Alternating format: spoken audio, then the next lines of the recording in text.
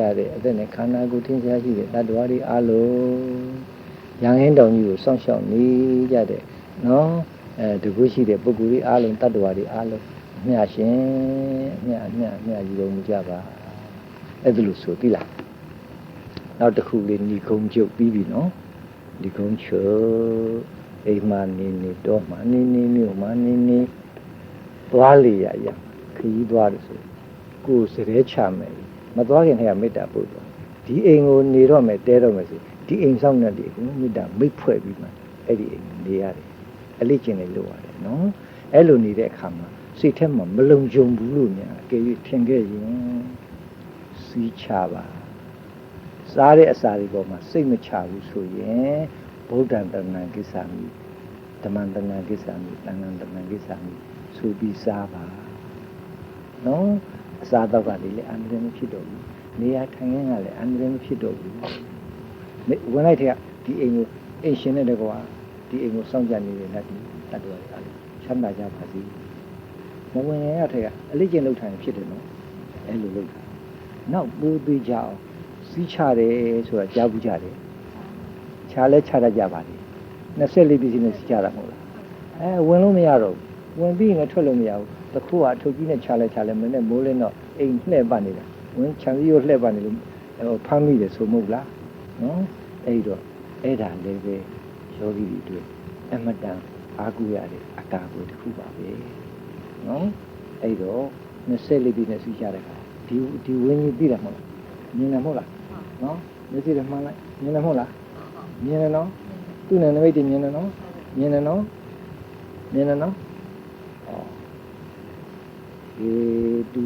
ဒီအရှိပဲနေကုန်ပေါ့မြင်ဆွဲလိုက်တူပစ္စယောအာရမဏပစ္စယောတောင်းရနော်အဓိပတိပစ္စယောအနန္တရပစ္စယောသမဏန္တရပစ္စယောသဟဇာတပစ္စယောအညမညပစ္စယောနေတယပစ္စယောဥပနေတယပစ္စယောဥရိဇာတပစ္စယောပစ္ဆာဇာတပစ္စယောအာဒေဝနာပစ္စယောကာမပစ္စယောဝိဘာဂပစ္စယောအာဟာရပစ္စယောဣန္ဒြိယပစ္စယောဇာနာပစ္စယောမေဃပစ္စယောသံယုတ်တပစ္စယောဝိယုတ်တပစ္စယောအာထိပစ္စယောနာထိပစ္စယောဝိဒပစ္စယောအဝိဒပစ္စယောတိဟောတိဘုအဝိဒပစ္စယောတိဆိုတာပြီးပြီလို့ပြောတာအဝိဒပစ္စယောတိတွက်လိုက်တမျက်နှာကို24ပစ္စည်းတမျက်နှာ3ပစ္စည်းရတယ်အဲ့ဒါလို့ချလိုက်ပါဦးကိုเจ้าနဲ့ကိုနေတဲ့เจ้าဆောင်ကိုလေအရှိဘက်ကနေပြီးတော့ဒီလိုမှန်းပြီးတော့ဒီလိုလက်ရည်ချလိုက်ပါဦးကိုနေတဲ့အိယာလေးကိုလှုပ်လိုက်ပါဦးလုံခြုံလိုက်တာဗျာကောင်းဘူးလားအားလုံးကြမ်းကြမ်းမှချမ်းချမ်းသာသာအမတန်မြတ်စွာဘုရားသာသနာနဲ့ကျုံကြိုက်ကိုကလည်းအရွယ်ကောင်းနော်ဆရာသမားကောင်းမိတ်ကောင်းဆွေးကောင်းအရွယ်ကောင်းအခြေအနေကောင်းတွေစုံစည်းလို့မြင့်မြတ်တယ်နော်ဘာနဲ့မှတန်ဖိုးမဖြတ်နိုင်တယ်တရားထုတရားမြတ်တွေရတဲ့အခါမှာကြမ်းကြမ်းမှချမ်းချမ်းသာပျော်ပျော်ရွှင်ရွှင်နဲ့ဒီပြရှင်သာသနာဒီဘဝမှားပင်ကိုယ်စီကိုယ်ငါနိဗ္ဗာန်ကိုမြင့်မောက်ပြုရတဲ့အထိနော်ဒုက္ခခတ်သိမ်းချုပ်ပြငြိမ်းတဲ့ဇတ်သိမ်းပြီးနိဗ္ဗာန်ကိုအသီးသီးမျက်မှောက်ပြုနိုင်တဲ့အထိကြိုးစားအားထုတ်နိုင်တဲ့ဘုရားသားတော်သမီးတော်တွေသာသနာကိုဆက်လက်ဖြန့်ပွားနိုင်တဲ့ဘုရားသားတော်သမီးတော်တွေဖြစ်ကြပါလိမ့်ဗျာမြတ်စွာဘုရားရှင်ထံတရားတောင်းတရားယူပြီးတာနဲ့တပြိုင်တည်းတောတဲ့တောင်ထဲမှာသွားပြီးတော့တရားအားထုတ်ကြတဝါရင်းလုံးအားထုတ်လို့မရဘူးတခါတည်းချောင်းဆိုးကြနော်ဝမ်းနေပြက်ကြဖြားကြနာကြဝါကျွတ်တဲ့ခါတော့အကုန်လုံးဒီဝါမကျွတ်ခင်မဲ့တခါတည်းလူတွေဟာတခါတည်းအကုန်လုံးလူမမာဖြစ်ကုန်အဲ့ဒါနဲ့မြတ်စွာဘုရားထံပြန်လျှောက်တဲ့အခါမြတ်စွာဘုရားသိတော်မူတယ်လေအဲ့ဒီရဟန်းတော်တွေတော့ရုပ်တရက်သတိမထားမိဘူးဗျအဲ့လိုအနောက်ဆက်တွေရှိတယ်ဆိုတာနော်အဲ့ဒါကြောင့်မေတ္တာမနှဲစေနဲ့မြတ်စွာဘုရားရောက်တော့တူတူလျှောက်မှတ်ရမယ်ဗျာမေတ္တာသုတ်ကိုသင်ပေးတယ်ချပေးတယ်မြတ်စွာဘုရားကနော်မေတ္တာသုတ်ကိုချပေးပြီးတော့မေတ္တာပွားဖို့ကို ပရိဒဝဝိဟရဏသမာဓိအဝိဟရာမိမေတ္တာပွားဖို့ကိုမေတ္တာနဲ့နေဖို့မြတ်စွာဘုရားသင်ပေးတော်မူတယ်နော်အဲ့တော့မေတ္တာသုတ်နှုတ်တိုက်ချပေးပြီးတော့မင်းတို့ဇေတဝန်ကျောင်းပေါက်ကစပြီးတော့မင်းတို့ငါရှင်တို့သတင်းသုံးတဲ့တောအုပ်ထဲအထိဟောဒီမေတ္တာသုတ်ကိုလည်းရွတ်ပွားသွားကြနော်မေတ္တာတရားကိုလည်းပွားအဲ့ဒီတောဆောင်နာတောင်ဆောင်နာတည်ရည်ညွှန်းပြီးတော့ဩရိတမေတ္တာပို့ချအဲ့လိုလွတ်လိုက်တဲ့အခါမှာချမ်းချမ်းသာသာတရားတွေအားထုတ်နိုင်တယ်တဲ့နော်အဲ့ဒီရောက်တော့ငါတို့ရန်သူမှတ်လို့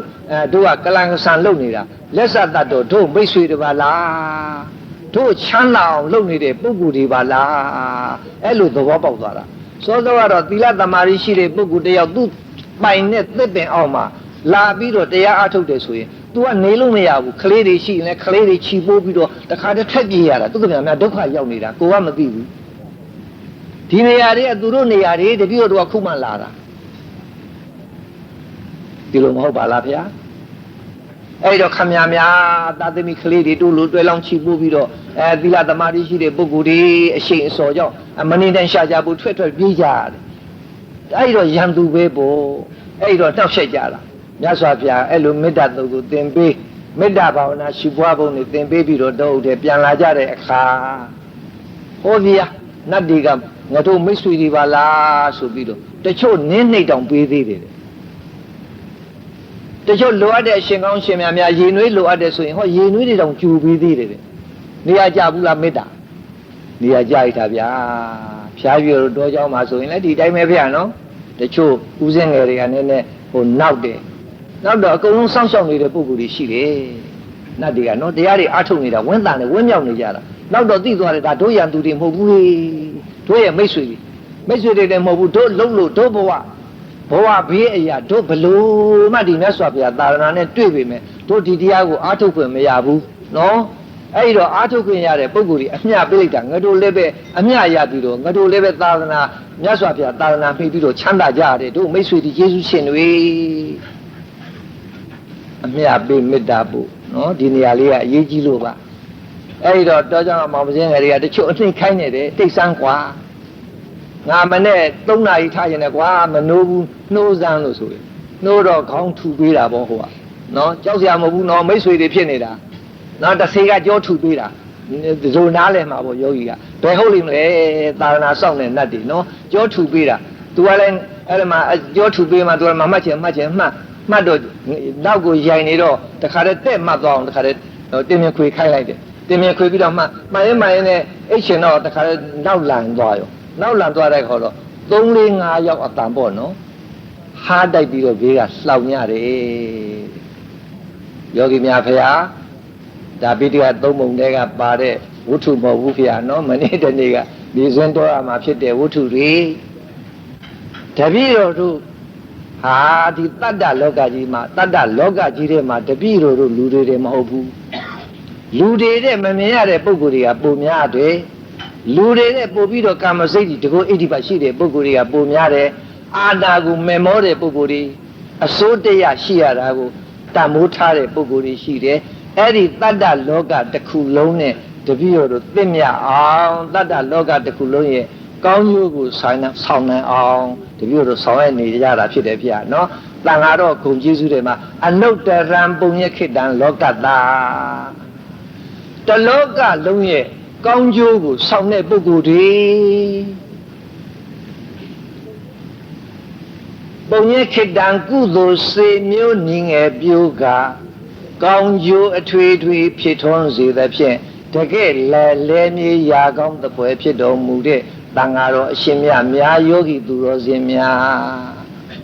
တတ္တလောကကြီးတစ်ခုလုံးဒုစရိုက်တရားတွေကင်းဝေးပြီးတော့သူစရိုက်တရားတွေဖြစ်ပွားအောင်နော်အာဓမ္မဝါဒတွေဖယ်ရှားပြီးတော့ဓမ္မဝါဒတွေသူတော်ကောင်းတရားတွေထွန်းကားအောင်တတ္တဝါတွေအားလုံးချမ်းသာအောင်ဆောင်ရွက်နေကြတဲ့ပုဂ္ဂိုလ်တွေပါ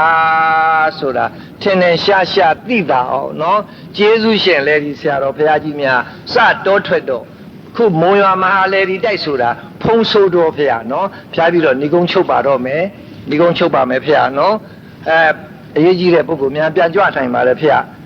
မုံရွာမျိုးဆိုတာကကန္နာအေယာရီချင်းတွင်းမြင်နာမှာတယ်မုံရွာမျိုးခေါ်တာအခုမဟာလေရီတိုက်နေရဖုံးဆိုးတော့ဘာမှတောင်သူလေရလှုပ်လို့မရဘူးတစောင်းပင်ကြီးတွေဆူးပင်ကြီးတွေရှိတဲ့နေရအဲ့ဒီကိုတောထွက်တော့ပြာသိုးလာကြီးခုလိုလာကြီးဖေရနော်မြောက်လေးကတခုခုနဲ့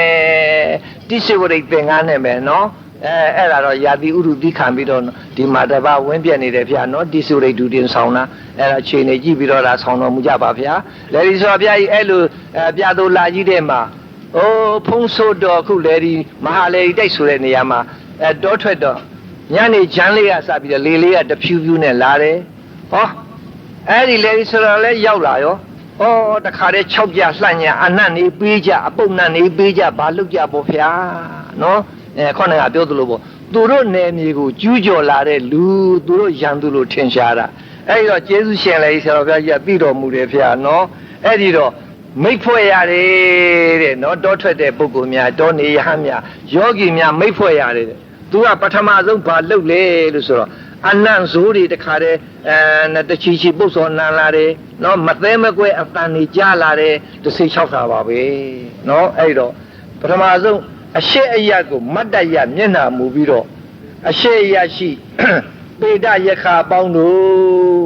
လေဆော်ပြကြီးအတန်ထွက်ဖျားနော်တကြီးအိမ်မှာမောင်းထုတ်ပြီးတော့လူတွေခေါ်ပြီးတော့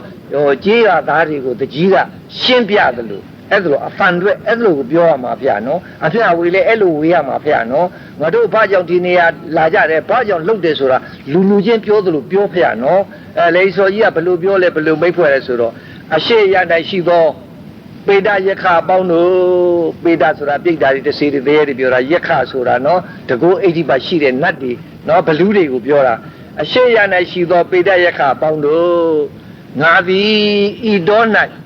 သင်တို့ဤမိဘအရာဆွေမျိုးအရာတည်၍သာသနာတော်အကျိုးတတ္တဝါအများကြီးအကျိုးကိုဖယ်ဖို့ဆောင်ရွက်ရန်လာခြင်းဖြစ်သည်မိမိဒီဟုသောကြောင့်တတ္တဝါတစုံတစ်ယောက်ဒုက္ခရောက်ရန်ရည်ရွယ်ချက်အလင်းမရှိနော်တတ္တဝါအများကောင်းကျိုးဖယ်ဖို့ရန်လာခြင်းသာဖြစ်သည်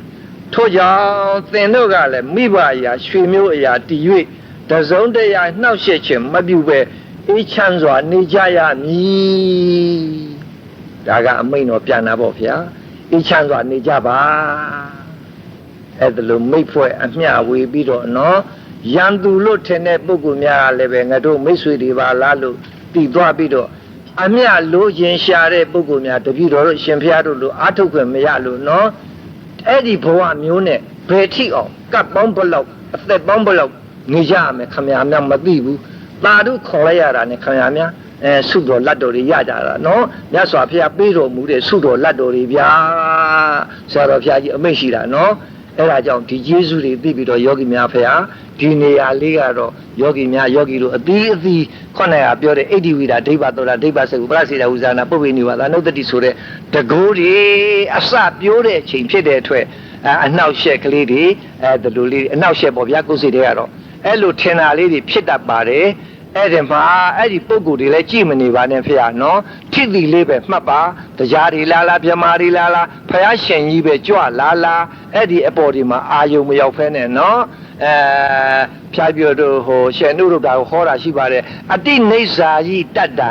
ရူပနံစိတ်တတဥပကုလေသောဒီကုန်းချုပ်ပါမယ်ဖေရနော်ရူပနံတရားရှုမှတ်တဲ့အချိန်မှာအပြင်ကပေါ်လာတဲ့နော်လူယုတ်နတ်ယုတ်မြမာယုတ်တတ္တဝါပုံပန်တရံမြတ်စွာဘုရားရှင်မင်းကြွလာပါစေအဲ့ဒီယုတ်တွေကိုအတိနေစာကြီးတတ္တံတစိမ့်စိမ့်ကြည့်ရှုနေရင်သည်နေခြင်းသည်စိတ်တတဥပကိလေသောယောဂီရဲ့စိတ်ညင်ညူးကြောင်းတာဖြစ်တယ်တရားဆုပ်ကြောင်းတာဖြစ်ပါတယ်ဆိုတာအထူးလျှောက်စရာမလိုပဲယောဂီများသိတဲ့အတိုင်းနော်ထိတိလေးကိုမှတ်ပြီးတော့ဒီနေရာမှာအထူးသဖြင့်ကြမေတ္တာပွားပြီးတော့တတ္တလောကကြီးရဲ့ကောင်းကျိုးပယ်ဖို့ဆောင်ရွက်တော်မူနိုင်ကြပါစေဖေဟာ